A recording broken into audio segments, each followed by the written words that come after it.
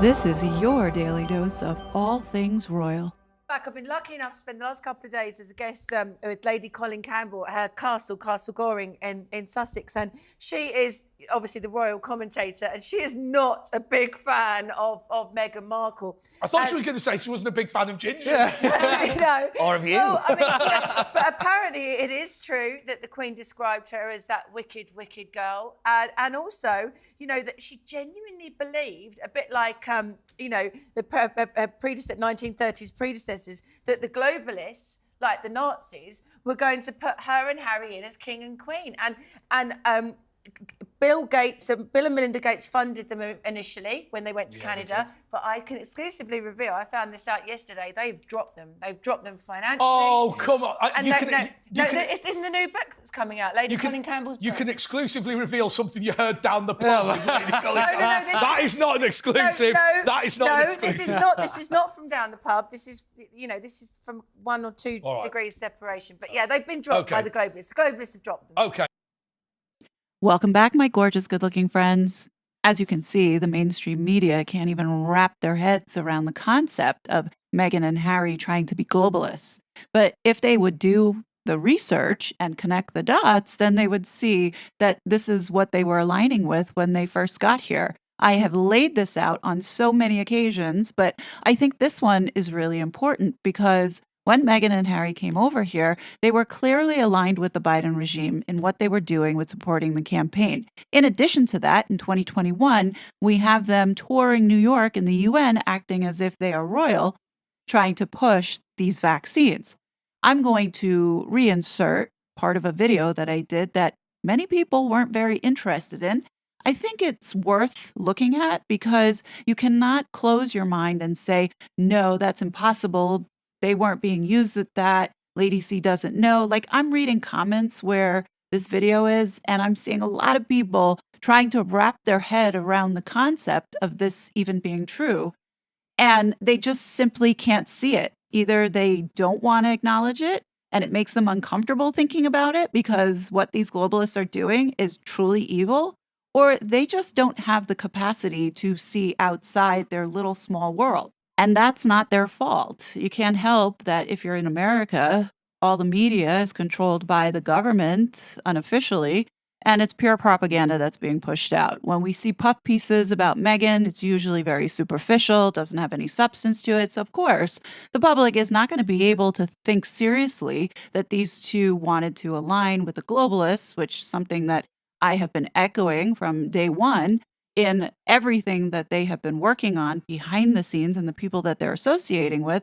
People just can't wrap their brains around it because they're not being conditioned to think that there's such a thing as the globalist one world order, which, you know, many people, even after hearing this and seeing the evidence, still can't wrap their brains around it. And that's because we have been conditioned by the media here in this psychological manipulation. And the reason why I want to bring this up and talk about it is because of what we are seeing happening as a result of people like Meghan and Harry who have been pushing this globalist agenda. Now, I know many of you say that I give these two useful idiots more credit than they deserve, but I think that's the point. I think the point of them looking like two fools is to really mask the underhandedness that has been going on the last couple of years. So back at the end of September 2021, as you can see here, this photo is going to go down probably in history, not only for Meghan and Harry being at the WHO, but also because of the things that are now coming to surface of their affairs being there. So back in September of 2021, Dr. Tedros writes, "It was my pleasure to join Prince Harry and Meghan, the Duke and Duchess of Sussex, and a group of leaders in health, politics, and advocacy to discuss the needs to achieve vaccine equity and address the root causes of health inequities globally, including poverty and discrimination." And it's hashtag UNGA. So that's General Assembly. Okay? That was posted. Not much was said except for, oh, that's Chelsea Clinton in this photo. Now, many of you were speculating that it was George Soros in this photo, which turned out to be false, but also a woman by the name of Lois. And Lois, as I pointed out in previous videos, this Marxist has been working on this WHO pandemic treaty, representing for the United States. At the time, no one really knew what they were doing there. And, again, chalked it up to, all right, Meghan and Harry just trying to pretend to be royal. And that was it. Then 2 weeks later, Meghan and Harry make the announcement that they have become impact partners with an investment firm called Ethic, in which the areas of focus are climate, gender equity, health, racial justice, human rights, and strengthening democracy, aka Marxism. Now, the reason why I'm reminding everyone about this is because I want people to understand that anything that this couple do really is not about benefiting mankind, but it really is about lining their own pockets. And when you look at the various areas of impact and you look at everything that they have done and question, this doesn't make sense. Why are they doing this?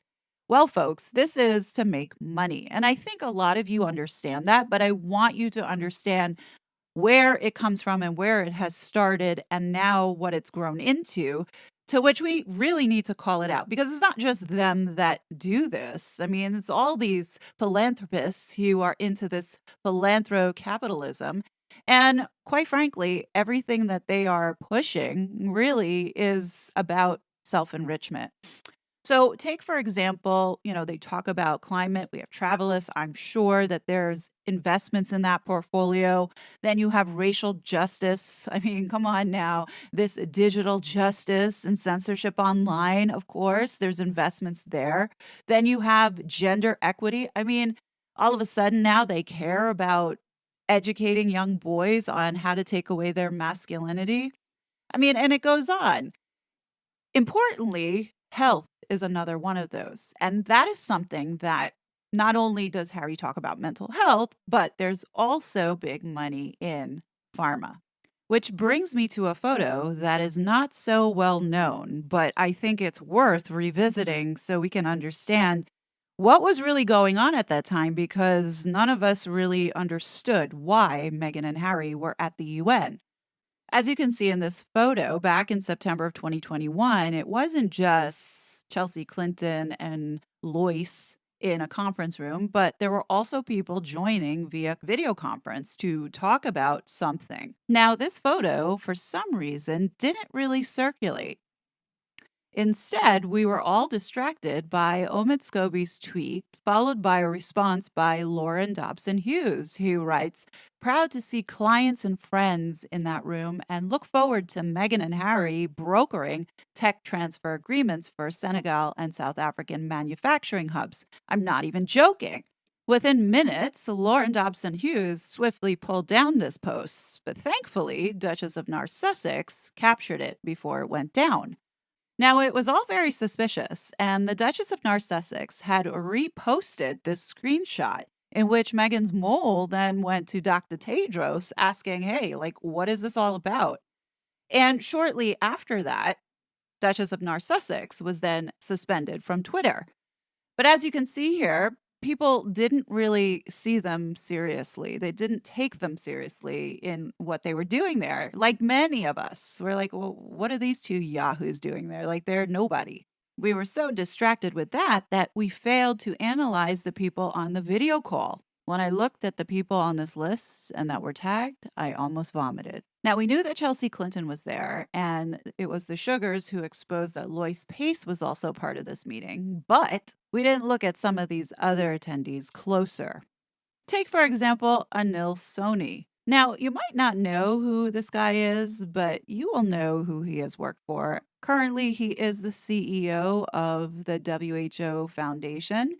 But in the past, he served as the CEO of the Clinton Health Access Initiative, and he also has been a senior advisor to the Gates Foundation and Born Free Africa. He's also dabbled as the head of global infectious diseases at Viatris, working across a pharmaceutical company to accelerate availability of new and innovative treatments. He's not a doctor. He's been in the healthcare industry, working in private and nonprofit sectors to expand healthcare access in low and middle income countries. He is an alumnus of McKinsey and Harvard College and serves on the board of the Marshall Project. Now, I find this intriguing because this guy's entire career is focused on healthcare. But he sits on the board of a nonprofit news organization that seeks to create and sustain a sense of national urgency about inequities within the U.S. criminal justice system. This group works to impact the system through journalism. Huh? I bet you're wondering, what is the WHO Foundation all about? Like, why do they have a foundation? What do they do? Well, good question. So, on the WHO Foundation website, it says that the WHO Foundation supports the mission of the World Health Organization and its implementing partners on the ground in achieving a world in which all people attain the highest possible standard of health and well being. Well, that doesn't tell us very much, but if you dig further, you start to realize that this is a business engine. In the 75th General Assembly, there were a series of strategic roundtables that were held to discuss current priorities and next solutions on vital issues for global public health. Among those topics, could you guess what they talked about? The economics of health for all and a new proposed architecture for health emergency preparedness, response, and resilience. All the things that are being covered in this pandemic treaty. But we're going to get to the other folks because it's now going to all start to click for you. Again, going back to the meeting with Meghan and Harry, Bruce Gellin from the Rockefeller Foundation, the Rockefellers who have a long history of supporting depopulation and investing in pharmaceuticals, particularly the abortion pill. We also have birth control pills and the so-called family planning solutions. Other notable names on this list, we have J.N. Kangasong. In December of 2023, Congress held a hearing to talk about this pandemic treaty. As you can see, not many people attended, nor was it broadcasted of importance. This is why I'm thinking, the government is really doing a great job to keep this very stealth. And as you can see, the three people that were called to testify were brought in by the Biden administration. The person sitting next to Ms. Pace is Dr. John Neckinsong, and he is the Ambassador at Large, U.S. Global AIDS Coordinator, and Senior Bureau Official for Global Health Security and Diplomacy Bureau of Global Health Security and Diplomacy. Talk about a redundant title.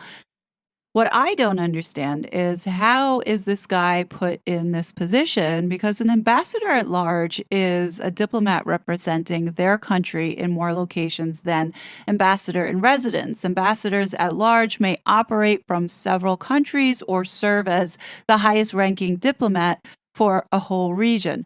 They may also serve on international committees or participate in organizations like the United Nations, representing issues from their home country.